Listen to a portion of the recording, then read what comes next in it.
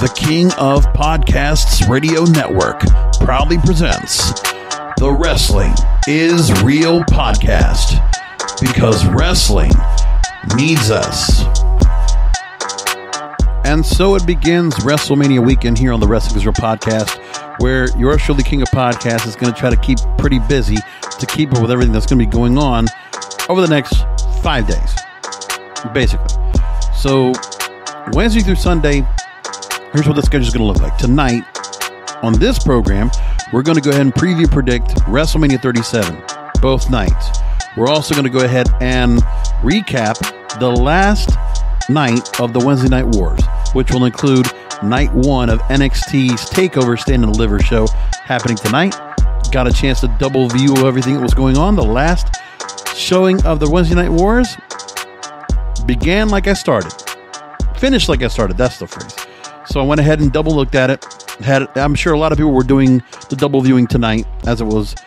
As for who will win the final battle, I'm going to be one of those bold predictors. I'm going to pick on the underdog tonight. I'm going to think AEW is going to squeak it out over NXT tonight. And it's not anything about how NXT did tonight, but it just were a lot of things. I didn't feel like, well, there's a lot of reasons why I feel like I do. But one thing that's most important is that tonight, with NXT finishing up on Wednesday nights and moving to Tuesday, and then seeing Impact now moving over to Thursday nights, it's good for me. I like that all as a whole because it works. And because of the change of the schedule, I will not be changing my nights. I will continue to do this program Wednesday nights going into Thursday. Nothing changes. Right in the middle of the week of a very packed week of wrestling is just fine with me when it comes down to it. And it's just a whole lot of wrestling to keep up with in the first place. I still haven't caught up on Evolution or AEW Dark Elevation, and I'm not kept up on NWA Power, even though it's come back after 2 episodes. And there's so much more if I really kept up on it, but it's just kind of tough to do. But either which way, we're at WrestleMania weekend. I want to go ahead and take off first on the NXT TakeOver pay-per-view tonight. Well, not pay-per-view, but basically the first night of the show, which I watched on Peacock. By the way, so with Peacock, it's fine. I mean, it's going to take me a little bit to get used to.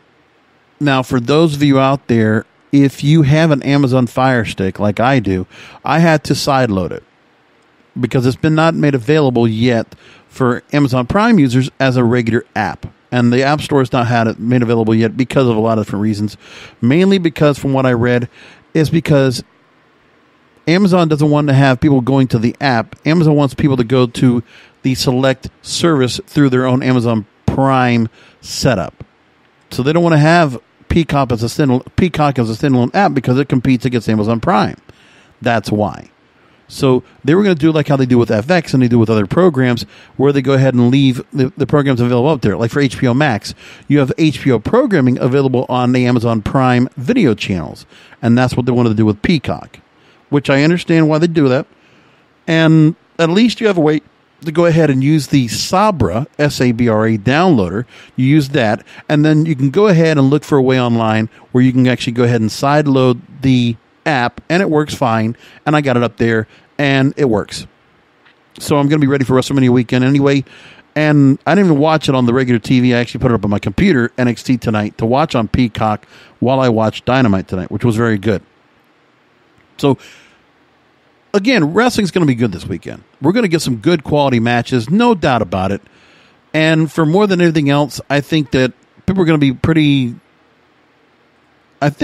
we're going to be satisfied with the matches that we're going to get. The match quality, that I don't have a problem with so much.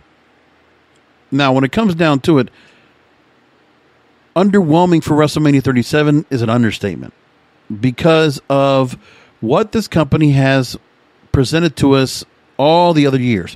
We're going to talk about that in a minute. Again, let me go to NXT real quick and start off with that. So tonight, when I look at the matches on a regular basis on NXT, I'm always going to say the same thing. First of all, do I see those people on this show that are going to make it to the main event roster and they're going to stand out and they're going to be able to break through the mold Now, this is nothing to be said about any of these stars coming in and being able to go ahead and be successful in any other wrestling promotion.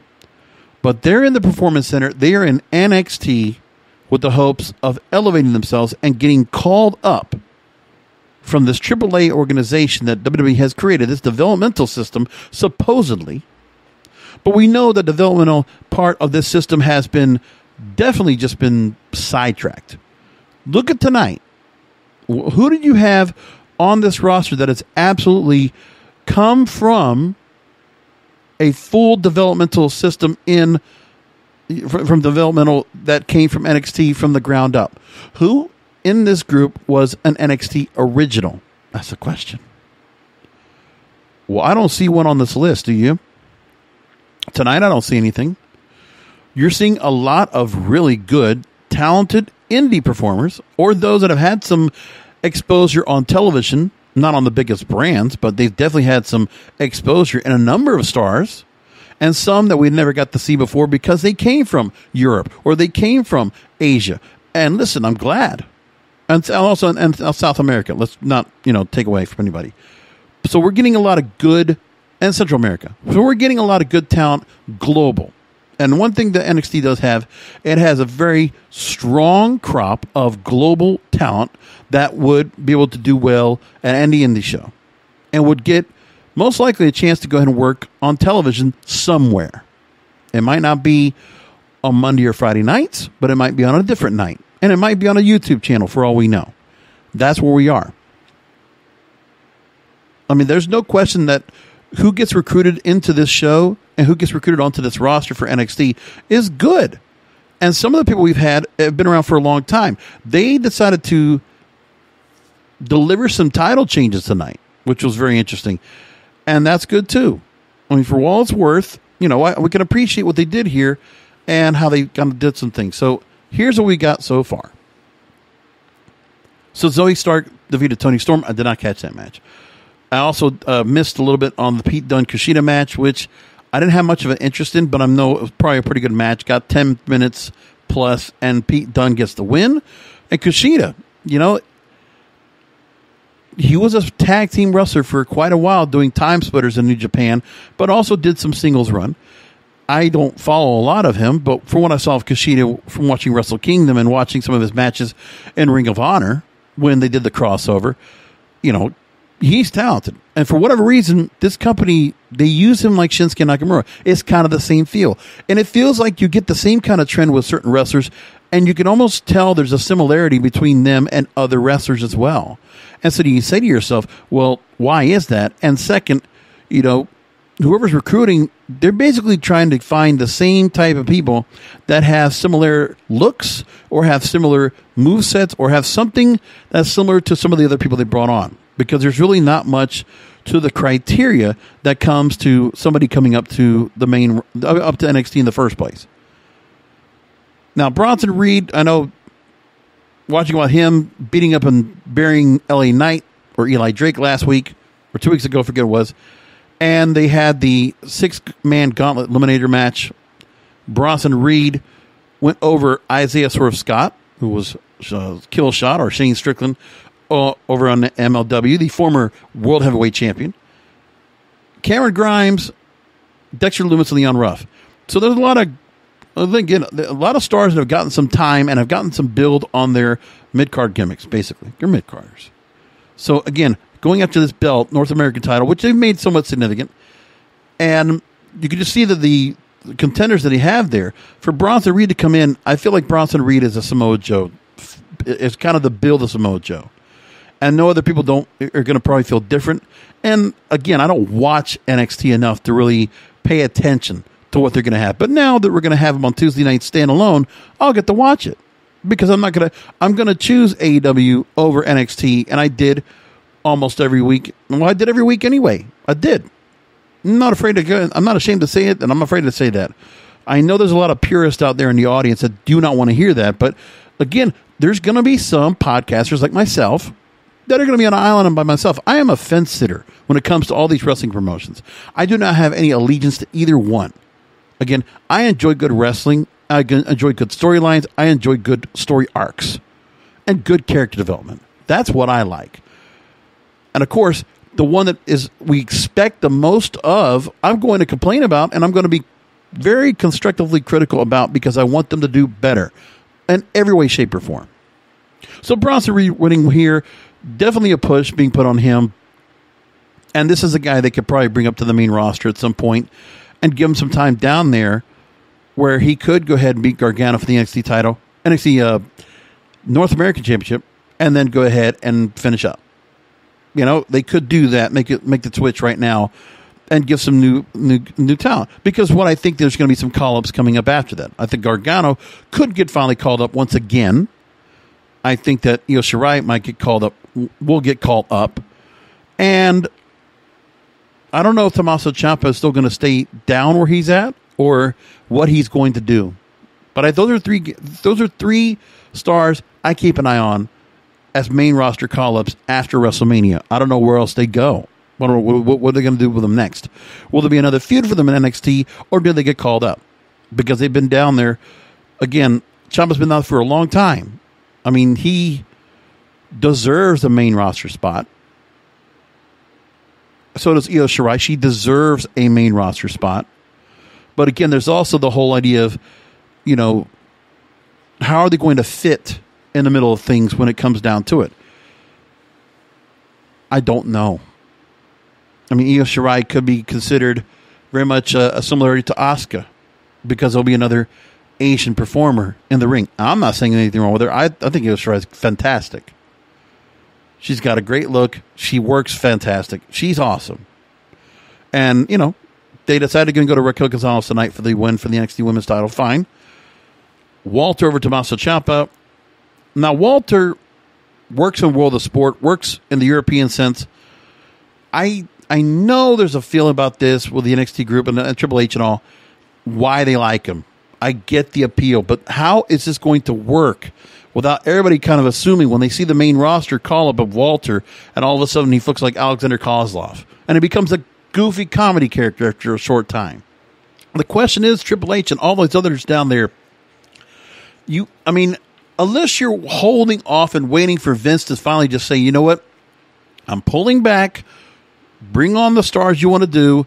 All I'm going to do is talk about outcomes. I will talk about the bigger events and where I want things to go. Otherwise, I will stay out of day-to-day. Stay it out. Stick out. Just remove myself and extricate myself from day-to-day operations. If he would do that, that's what he needs to do. We can't expect the old man to step down altogether. You're not going to get a clean break. It's not going to happen. There is no way this man is going to retire and not be able to go ahead and have some say or some hand in what happens with this company. But he cannot delegate. He's unwilling to. Let's just be honest with each other. This is why WrestleMania is where it is today. This is why NXT is not being utilized to its full potential. Do we all understand that now? Do we have that crystal clear? It's just the way it is. So Tommaso Ciampa holding on to the, again, going after the UK title. Tommaso Ciampa having some place to go. I mean, what else do you do with Tommaso Ciampa? He's been at a top level in NXT for a long time. He's publicly talked about how he wants to stay in NXT. He might not get the choice to stay in NXT. He's going to have to get called up. I just don't know what you're going to do with him. How the main roster is going to use him. God forbid he goes to Raw. But you know what's going to happen with Raw. They're going to have to bring some new blood in, try to figure something else out.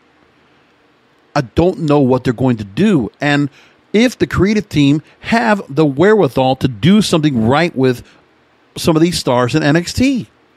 Because it's not as if the NXT gimmicks are being created and then all of a sudden they stick. No, not at all. Contrary to that point. So we're not seeing stars that have already been built up to a certain level and then ultimately get changed. The last person I think they really felt like they had the gimmick already set up coming in would be either Aleister Black or Keith Lee or Andrade. And what happened to them? Well, at the moment, none of them are working right now, WrestleMania. Andrade is gone. Aleister Black, AWOL, and Keith Lee, nowhere to be seen. Probably when they come back, they'll be brought back in some way, shape, or form. But again, could we have used them in something? Of course we could have, but they're not. And that is because of the judgment of the established group that is controlling the programming right now, controlling the creative process. And they basically can go ahead and buckle any kind of ripple effect of any kind of fresh or new or creative ideas that the creative team might come up with. And so they're going to be subjected to doing something else that's just going to placate and capitulate the top brass. Now, people getting all up and at it and excited about MSK winning the vacant NXT tag team titles over Grizzled Young Veterans James Drake and Zach Gibson, and Legado del Fantasma. Grizzled Young Veterans, nice gimmick. Okay, they look good. MSK, formerly the Rascals, yeah, they're good. Oh, and for some people to actually say, wow, this young tag team, they're the new face, putting a new face on the NXT tag team division. So, I don't know, I'm a little indifferent. I'm an Impact Wrestling, I watch a lot of Impact Wrestling. I watch the Rascals. I did watch Xavier and Wentz and Miguel together as a trio. I liked that 70s show takeoff gimmick. I liked it. I thought it was fun. I thought it was something different. The Clubhouse. Sure, it was a takeoff. Sure, it was a copy. But I enjoyed it. And they were good in the ring. And I'll tell you this. I think it actually has worked out very well for MSK to go ahead and work what they're doing right now in NXT. And for Trey and Miguel to go solo once again in Impact Wrestling. I like it. And having him pair up with Sami Callihan, I think something good could really come from it. But getting back to MSK. Now, no gimmick at all with MSK. Nothing. Wesley Nash Carter, good. Listen, the fact that these two guys have been given the chance to go ahead and really stand out over here is great for them. I am happy for MSK. They've been good for a long damn time. No question about it. They probably could have made it to WWE sooner. But again, they were in Impact Wrestling. They grinded it out, and they did very well. They were, they had great matches over here, individually or together, and they were good. So I'm glad to see them there. Again, I'm going to be personally, favoritist because I watched them in Impact Wrestling for a long time, and I hope they do well. For me, yeah, MSK winning the tag team titles was a nice moment. The story they told about how they wanted to get up to this company and be able to win this world tag team titles together, that's great. With all the work that they did, now that's the story you tell. What do you tell as a story after that? Because now you have to develop these characters, build them up to something else. Now, I don't expect them to go ahead and do anything where they did like they did with the Rascals when they had set up things over in Impact Wrestling where they had some kind of a goofy gimmick, but again, strong wrestlers overall. But now we're at the point where, what do you do with these guys next? Let them get the title run, but again, what are they going to do to stand out, to become something more if and when they move to the main roster? Because there's no reason why they are not destined for that spot. Again, they have to prove themselves here and get polished in NXT and move their way forward. So yeah, I can wait for that to happen and see what they're going to do. Now, with Raquel Gonzalez, they've built up that star, and they did the thing with Dakota Kai. And again, big wrestler, very dominating. But we've had stars. I'll tell you what, it's like another really tough, intimidating character for a women's wrestler over on the main roster, or over in NXT. And you had that with Shayna Baszler. And where is she at now? What happens when you bring Raquel Gonzalez down the line? What will happen to her to make her be important? You got to ask yourself, because of the stars that you see right now, I'm always going to look at, okay, who looks primed to go up to the main roster? Because that's how I look at it. It's like a AAA franchise, a AAA farm system. You want to see, okay, who can we call up? Who's ready to get called up? Well, we know there's a lot of people that could get called up, but we have to also understand and interpret what WWE is going to do themselves. So they're going to go ahead and look at Bronson Reed. They're going to look at, I don't know if they're going to look at Walter. I don't think they move him over. I don't think they can do anything with him. The Imperium group, I don't think that will ever hold water on the main roster. Again, they never tried to put the Undisputed Era into the main roster. That tells you a lot. And by the way, you got to ask yourself the question. Do you think any of those Undisputed Era members, all those Ring of Honor veterans, do you think any of those guys are going to move up? Yeah, if any one of them does, it would be Adam Cole. But are they going to? And more importantly, do they want to? Does Adam Cole want to make that move up? Probably. I mean, there's a lot of matches we could see as dream matches that he takes on, right? Personally, I'd like to go and see Adam Cole, AJ Styles. I think that'd be a hell of a match together. But to me, Adam Cole is as good as he was in Ring of Honor when he was doing solo work. The Undisputed Era was a great thing to get these guys together, and they were strong. But again, never considered to put this faction up to the main roster. Never considered it. And that's a telling sign on NXT. They don't want to bring that up to this way. Even though the Undisputed Era and now the breakup was such a good job they've done right now. And now they're going to the Unsanctioned match tomorrow night for night 2. Yeah, I love it. That's good stuff. Now, MSK, Grizzled Young Veterans, I don't know if Legado del Fantasma really stands out enough to get the ire of the brass of the main roster to make their way up. Even though they have a good thing together, but there's always more you could do with Santos Escobar, Raul Mendoza, Joaquin Wilde. That group should have more to it. And damn if this was a group over in CMLL or AAA. Like that would just be, put that gimmick over there in AAA running wild. Let Darian Rodon and Conan take that group and build it up. It would be great. They might not mean los perros de mal, but they'll be pretty damn good. So that's where I'm coming from with that. And I can appreciate what they're putting there. So MSK is destined, main roster. I think they're not going to give them up yet. They're going to make them sit down there for a while. They're going to stew them. They're going to make sure they learn. And this is most important. WWE style. They're going to be subjected to basically kind of watered down and milk toast some of their movesets because the Rascals can't go all over the place like they normally do. They're going to have to learn that as they move up to this company, as we all talk about. It's the funny part is that where Dave Meltzer actually went on to a long diatribe on Wrestling Observer Radio about how AEW doesn't have really a style. You see different styles of wrestling all across on their show. But WWE, it is WWE style. I can't tell you how many times I've used that phrase, but it's true. So you got that. MSK is going to have to learn that. But they're smart enough. And they can pick that up fast. And they'll be able to figure out what they can do to limit their moveset, to make it safer, and then they can move up. And I think this is a group that can definitely make their way up at some point. They should. I mean, they're good enough to be there.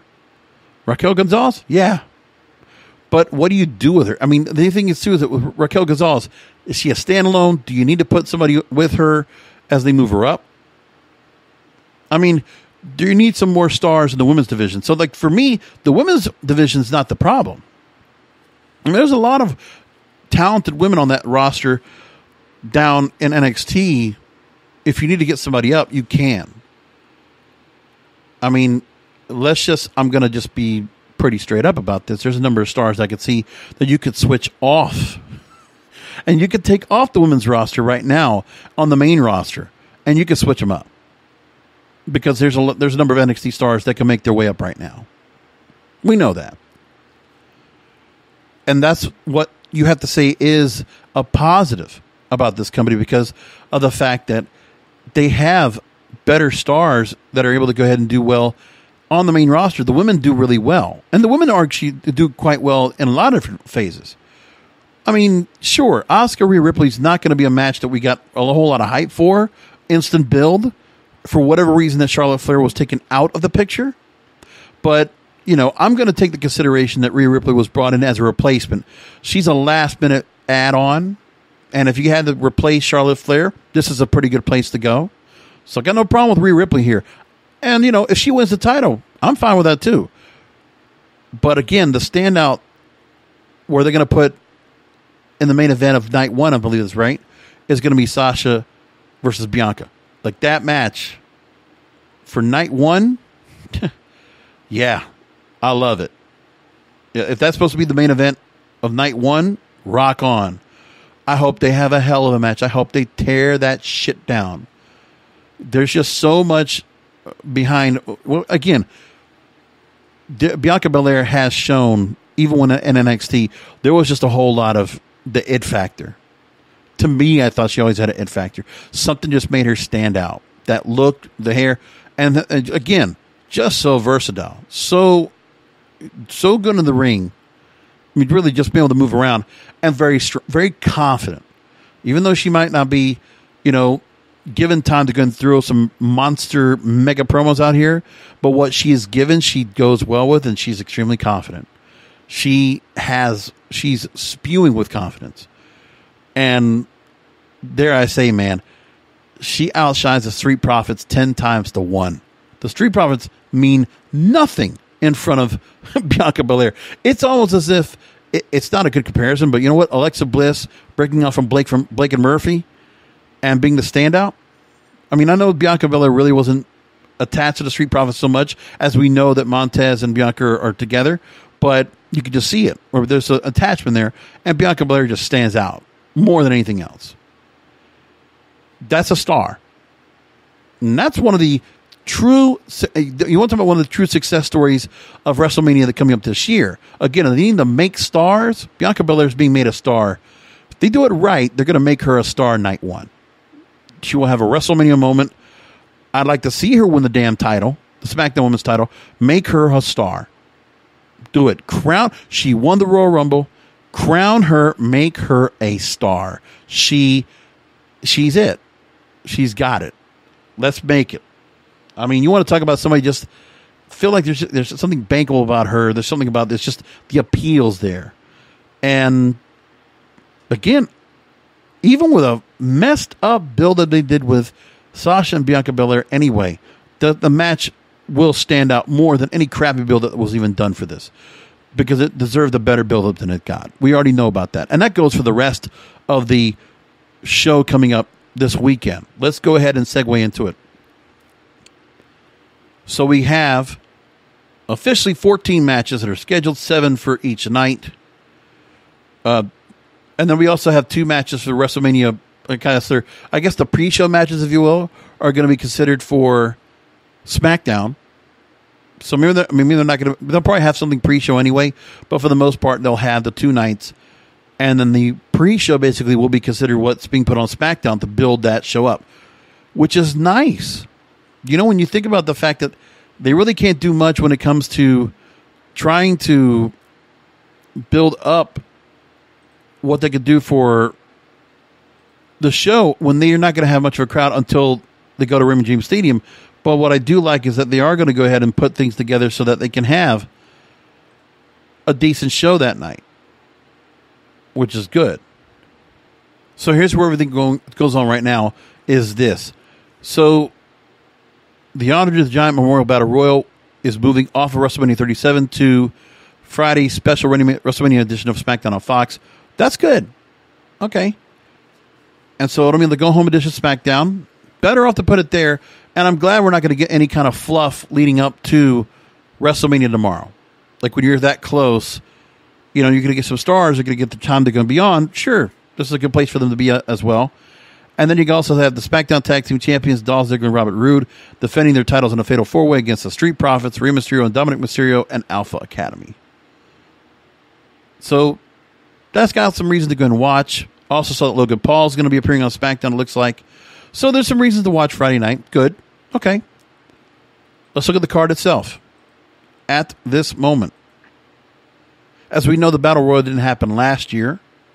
And to cut on time, they decided to move the match over here.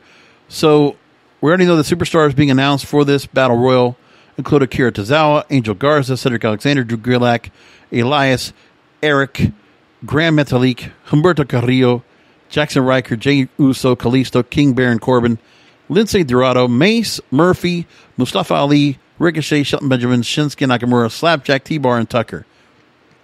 Ask me if I care if Retribution's in the match. Just saying. Really. Now, let's move along to the WrestleMania preview predictions right now. Oh, before I go do that, let's go ahead and properly retrospect the Wednesday Night War. According to my calculation, AEW Dynamite has won the last 29 weeks.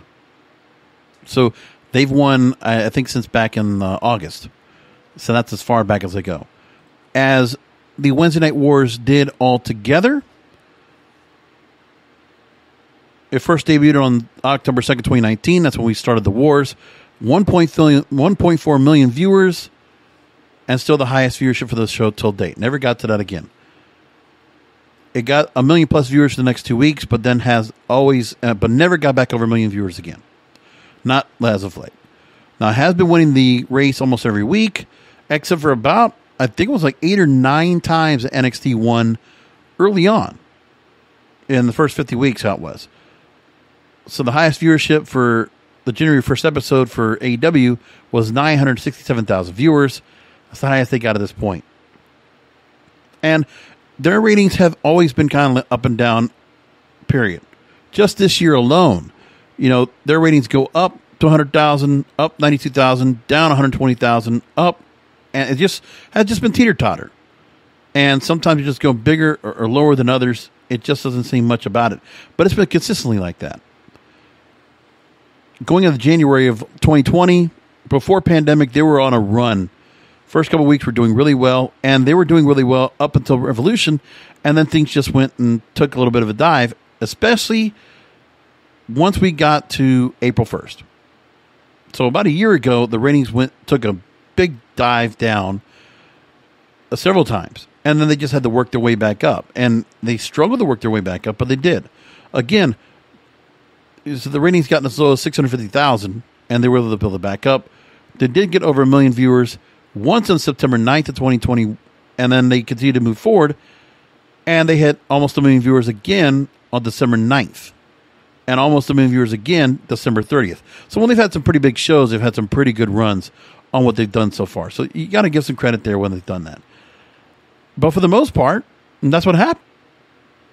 Well, they did everything that they did. They made a whole point of doing what they could. The viewership that NXT ever got at any point in this whole time was 786,000. That was it. So they never built a big audience on NXT. They never really were able to build the audience at all. Stayed between 600 and 700,000, period. Or almost 800,000. So we know it did not benefit. And the decision now to move the show from Wednesday nights to Tuesday, it's a decision by their broadcast partners. Otherwise, WWE would have wanted to go ahead and continue to keep AEW at bay and keep their ratings down and, kind of suffocate their ratings. Well, now that's no longer the case. And so next week after WrestleMania, not only will we have the fallout, any kind of the surprises, we also have to see what the numbers will look like for both shows, NXT and AEW, and for Impact Wrestling, as a matter of fact, moving to Thursday nights once again. How is that going to stand off everybody? Soon enough. Because I'm kind of interested in it. I think AEW does get a bump in ratings now because and NXT will do the same thing. Both of them are going to get a bump in ratings. So overall, those two shows, I can see where NXT pulls over 800,000 now on Tuesday nights. I don't see why they get close to 1 million now on Tuesday nights, because they can. I think there's enough people that are going to watch on Tuesday nights to go and enjoy wrestling. And for Impact Wrestling, I think it helps for them as well. Again, because remember, with NXT, it's such a different feel. Plus, we always had the programming feel of how ECW was around, and then NXT, the original competition edition, and having that Tuesday night slot, and how the ratings were always pretty good for that Tuesday nights when they did something there and doing it live. So that's going to work out for them. Other than that, AEW's got to get a bump.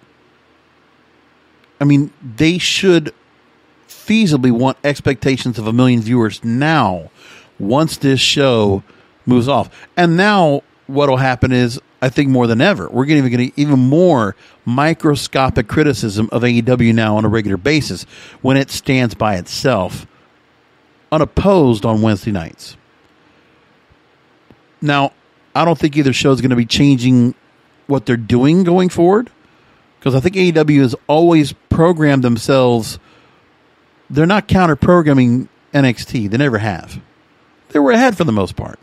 So they never really tried to counter-program against NXT. They just programmed themselves the way they thought best.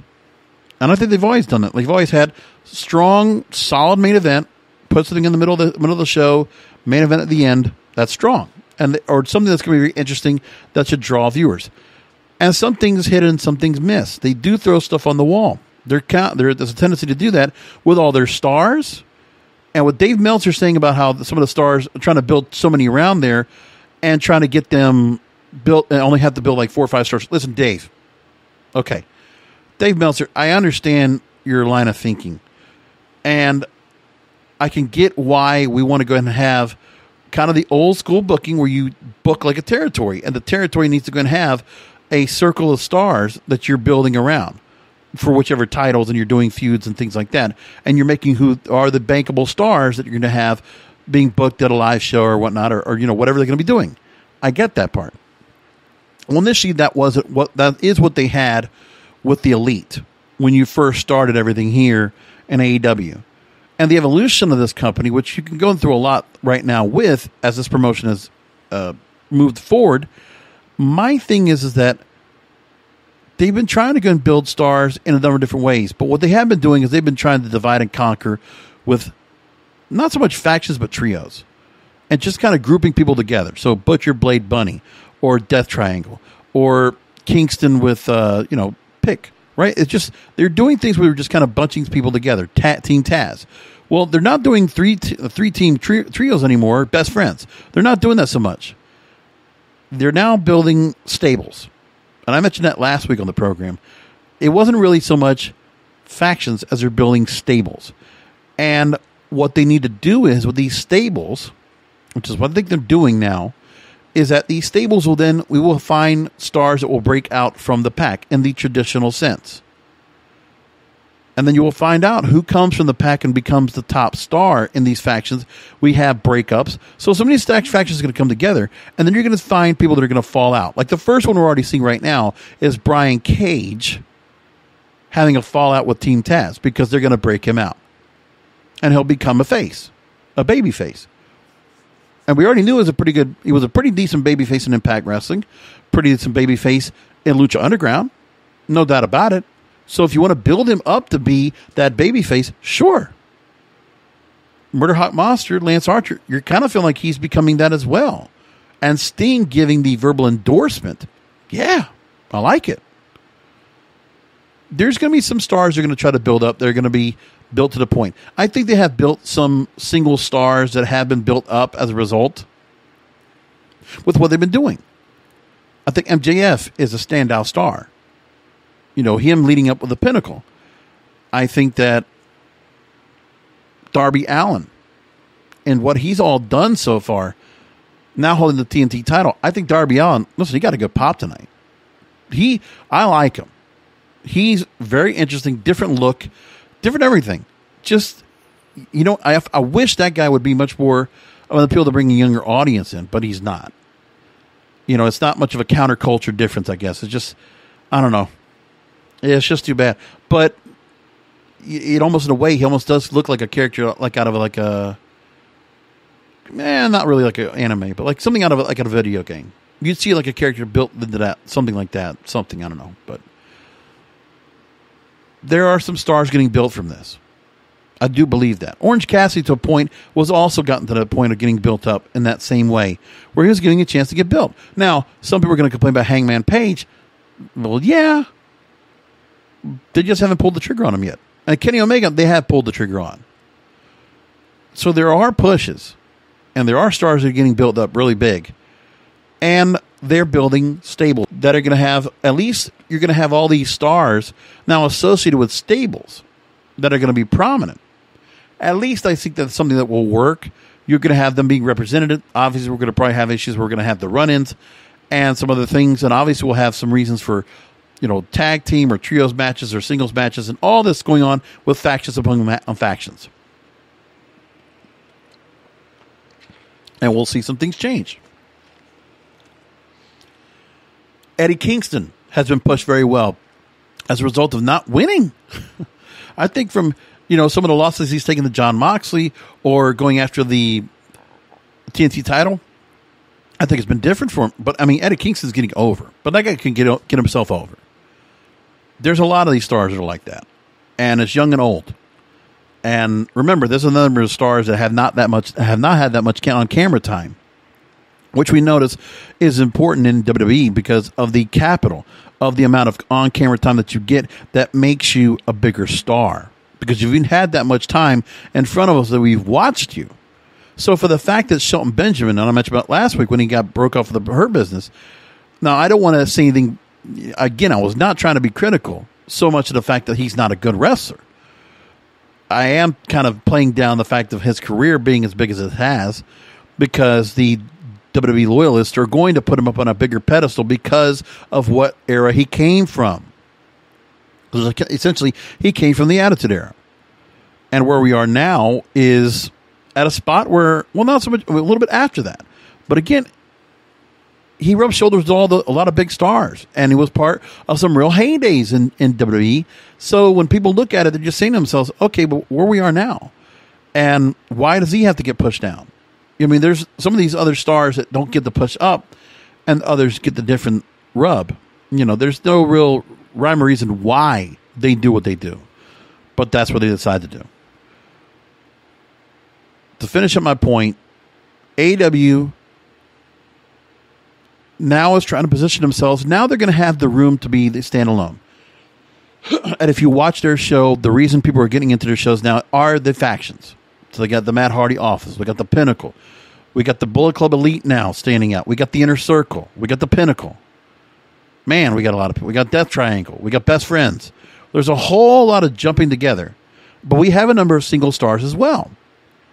So basically, in the mid-card, you have all these stables with a couple of main event stars in some of these organizations as well. That's going to be built up for whatever they need. And then there's some others that are standalones. They're on an island on their own with no allegiance to anybody. And how are they going to stand out? So it's all interesting. I like what they're doing with it. It's different. And again, you have a number of these stables and stars that are getting used with each group. Remember, you're not having them individually promo themselves. For the most part, you're getting them promoted by somebody that can really promo.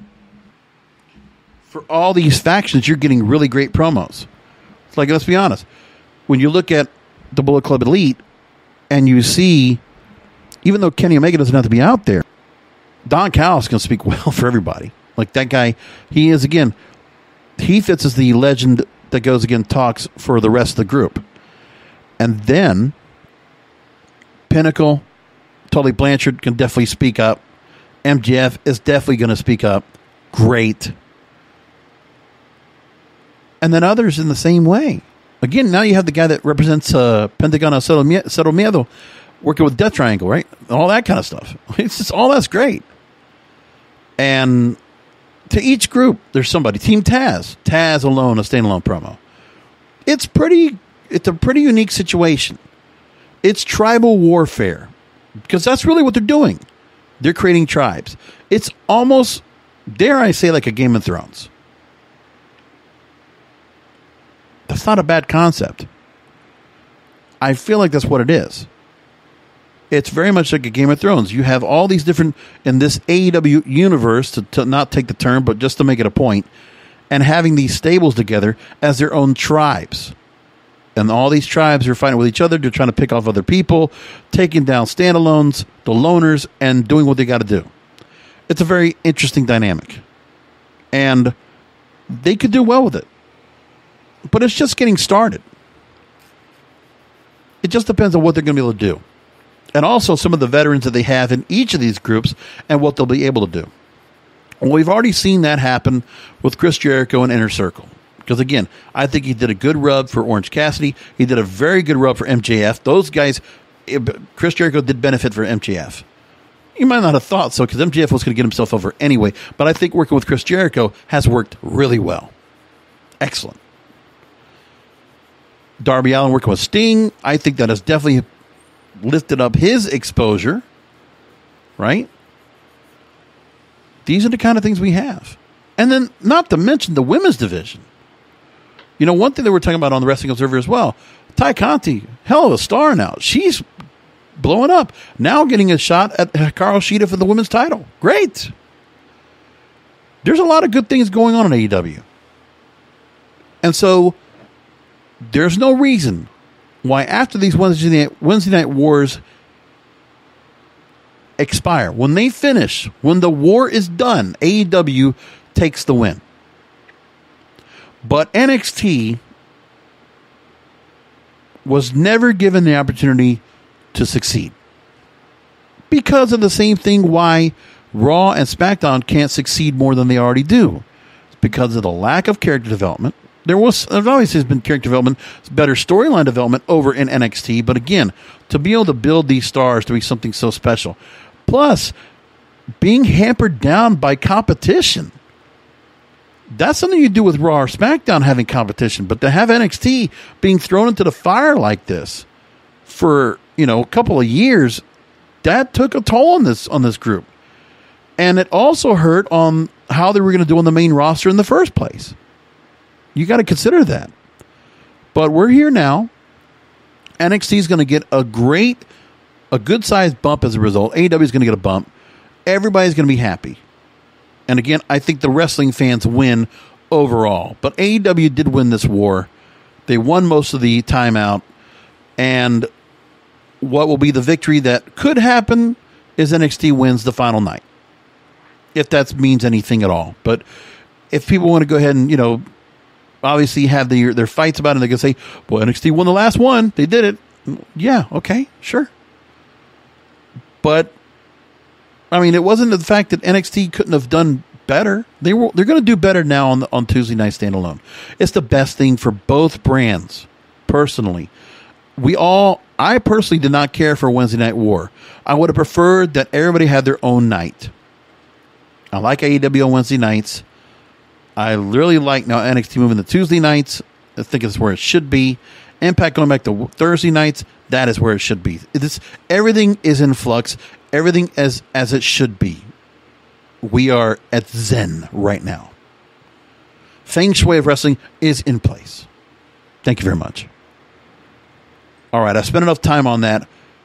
Now we got to go to WrestleMania and do preview predictions. Now, I'm only going to just do preview predictions because obviously we have talked ad nauseum about WrestleMania coming up. And that's been okay because, we've gone through, I have been extensively critical of the build of the show, but the build doesn't matter.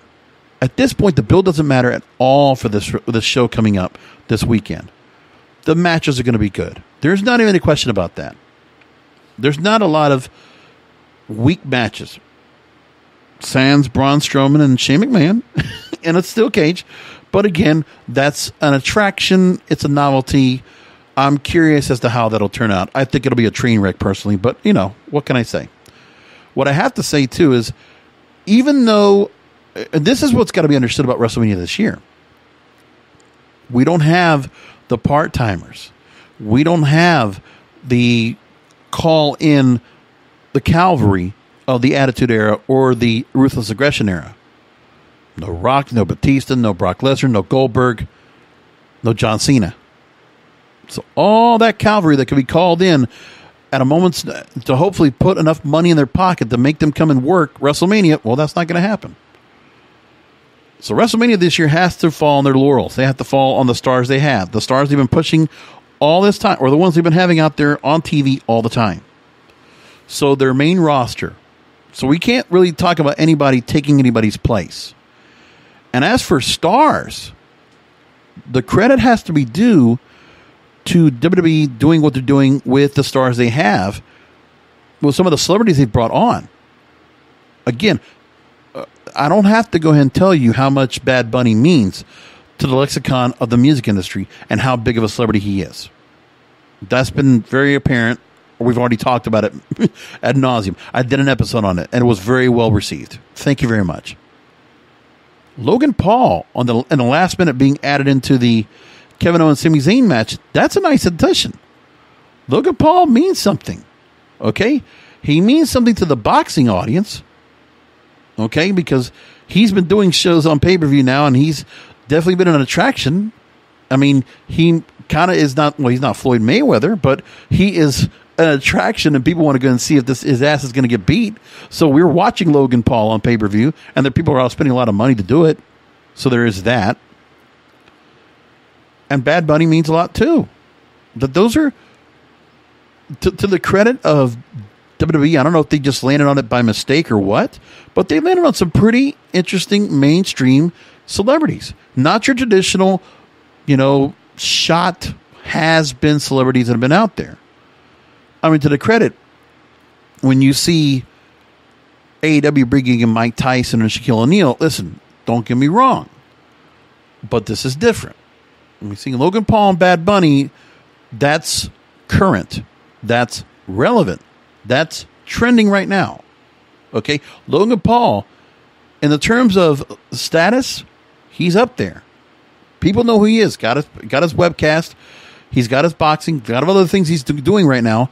That guy's in the public eye. He's very popular right now. His popularity is at its peak. Bad Bunny, his popularity is at its peak right now. Millions upon millions of records. Grammy Award winner. Lots of music award winners. And he's got an album right now that's just kicking ass. You hear him on radio all over the world. By the way, I listen to radio now. I've been listening to the Radio Garden app. I'm a big radiophile, folks. If you didn't realize, if you haven't heard of it, you go ahead and you download this app, which is for free, or you can buy a premium version without ads for $3. And you can go ahead and look at dots on the entire globe of the world. And you can listen to stations from all over the world. I love listening to stations over in Europe and Central America and South America, personally. I haven't really delved into Africa or Australia too much. Like, I need to go and do some of that, but it just takes time to really just go ahead and explore everything that's out there and all the stations you can listen to. But it's fascinating. It's really fun. Like, it'd probably be fun just to go ahead and, like if you're looking at a globe, if you were like my age or older, you would go ahead and just pick a spot on the map and listen to something on the radio. What you would be listening on live radio right now if you were there? Because radio in other countries, they don't do it like America. They actually still care about radio. Still matters. So my thing is that it's funny that all the European countries, they have their pop stations, right? Bad Bunny obviously is going to get heard in South America, in Central America, and the Caribbean. Any Spanish-speaking countries, they're going to know who Bad Bunny is. And they play his music, and they stream him. He's popular. Now, as for Europe, he's also very popular. You can hear his songs over there, too.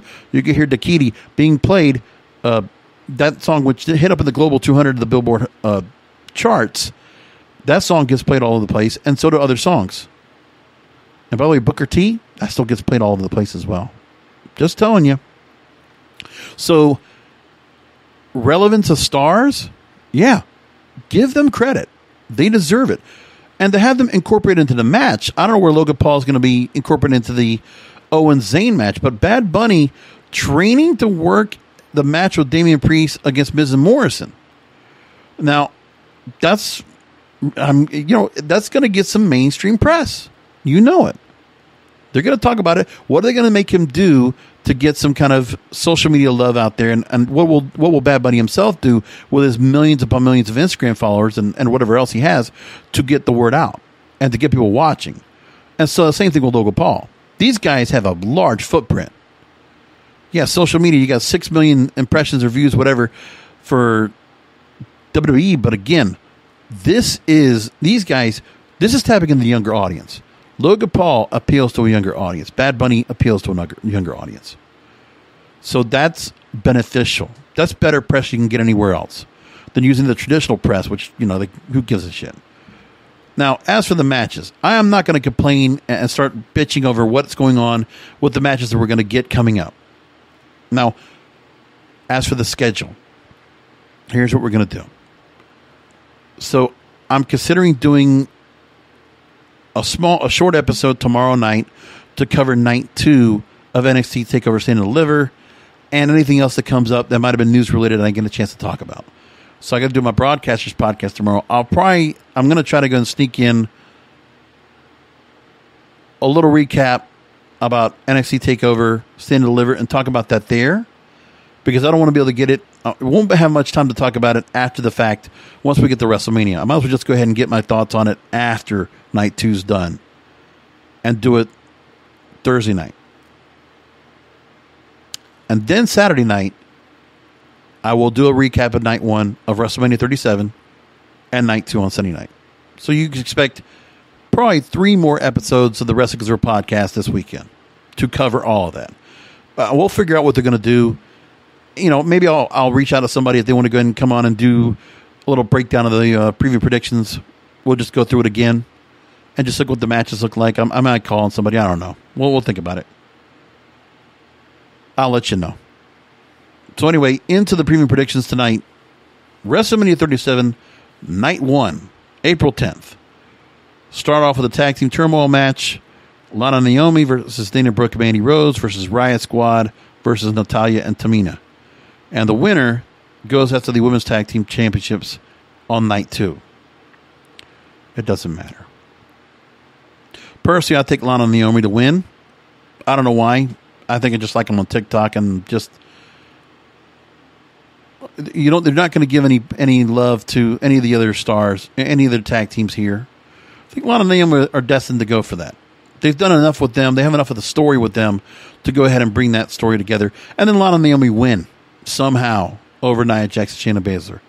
Because honestly, when you look at it, none of these teams look like they would be strong enough to go and win, but there's something about Lana and Naomi that will stand out, some underlying intangible factors that will make it where Lana and Naomi win. Just saying. Cesaro versus Seth Rollins in a straight-up match. I think Cesaro's got to win that. I'm going to say Shane McMahon wins a steel cage match. Probably unpopular opinion, but I don't care. Really don't care about the match, but again, I'll watch it. I think AJ Styles and Omos win the Raw Tag Team titles over New Day. New Day probably get a pretty big entrance for that. Also curious what the crowd's going to look like at Raymond James Stadium. And the setup. I haven't looked at what it looks like yet, but, you know, how's it going to look? How's it going to all turn out? I think Bad Bunny and Damian Priest must get the win on the tag team match over Miz and Morrison. And Bad Bunny's got to do some death-defying move. They already had him off the top rope. They already had him, smack out and do a nice right hook to the Miz on TV. So what are they going to do next? Let's see if Bad Bunny wrestles well. I'm curious as to what his training looks like and how he does. And then again, 2 good matches. So if you're going to start off the night with Drew McIntyre and Bobby Lashley, yes, I love it. I'm going to pick Bobby Lashley to retain. I don't know if we need Drew McIntyre here, unless they're going to do something where I talked about on TikTok, where I think Karrion Kross needs to move up and go up against Drew McIntyre, depending on what happens with Finn Balor and Karrion Kross. But at this point, we don't know what that match is going to be the outcome. But then again, on the NXT TakeOver Stand and Deliver, I don't see why Karrion Kross does not beat Finn Balor for the NXT Championship once again and retain what he did not lose. Right? That said, and then I think Bianca Belair will beat Sasha Banks for the SmackDown Women's title. That's what I think Night 1 will look like. As for Night 2, again, we don't know who's going to be going on to the women's tag team match, but again, I think it'll be Lana and Naomi winning overall. Riddle versus Sheamus for the United States Championship. I'll say Riddle retains. Kevin Owens and Sami Zayn with Logan Paul. I think Sami Zayn wins. And I don't know if we have Logan Paul continue to be a part of this, but I'd like to see that if it happens. Now, I don't think anybody said anything about what the Nigerian drum fight's going to be for the Intercontinental title with Apollo Crews and Big E. Well, here's what's being said now. Well, they're not actually saying what the match is going to be yet. We don't have any clue what this match is supposed to be, what's going to be considered. So again, I think of, when I think of Nigerian drum match, I think of Yapapai strap match, or I think of, Punjabi street or the Punjabi prison match. I don't know. Well, as we know in a promo by Apollo Crews, it's an ancient duel created by my ancestors for those that are wrong to get a chance to make it right. No rules, no limitations, just a beating so loud it sounds like a drum. It doesn't make any sense. And I don't know what National Geographic issue that somebody that Bruce Pritchard or somebody else in creative picked up to go ahead and pick up this idea for Nigeria, but they're running with it. However it's going to go. Big E retains the Intercontinental title. The Fiend with Alexa Bliss versus Randy Orton. I think The Fiend wins after he comes back from the dead and comes back from the burn to a crisp. Why not? I mean, that's how this should be a cinematic match, but I don't know. They're going to have to do something. But we're probably going to get some of the same anyway. So, yeah. Asuka versus Rhea Ripley for the Raw Women's title. I think Rhea Ripley wins in an upset. Maybe some people don't think it's an upset, but I do. And I prefer Roman Reigns to retain the Universal title in a triple threat match over Edge and Daniel Bryan. That Edge and Daniel Bryan cancel each other out. And Edge and Daniel Bryan spin off to their own feud. And then Roman Reigns gets another opponent, whoever that may be. That's where I think things go. I don't see where Edge or Daniel Bryan win. I wouldn't really care if they did. But if Edge or Daniel Bryan won, I don't see how it can be nothing more than a transitional change. That's all there is to it. It's going to be a good weekend of wrestling. Are we going to get any matches that are going to be WrestleMania of lore of the past? Probably not. But is it a good card? Yeah. Good. We'll go with that.